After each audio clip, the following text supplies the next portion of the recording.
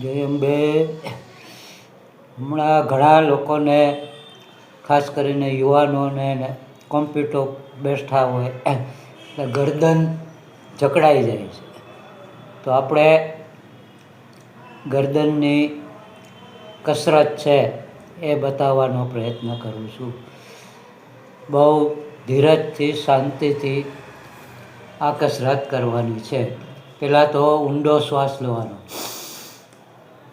પછી ગરદનને જમણી બાજુ ધીરે ધીરે ધીરે ધીરે ધીરે ધીરે ધીરે જેટલું વળે એટલું વાળો, પછી પાછા સીધા થઈ જાઓ.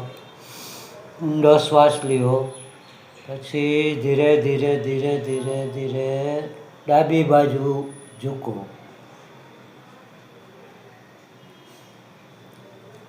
પછી રેસ્ટ લ્યો. પછી ગરદનને થોડીક જેટલી જાય એટલી પાછળ ઝુકાવો,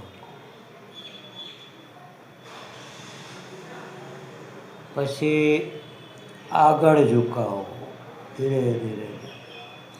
આ રીતે જો 15 દિવસ કસરત કરવામાં આવે તો તમારો ગરદનનો દુખાવો 99% દૂર થઈ જશે.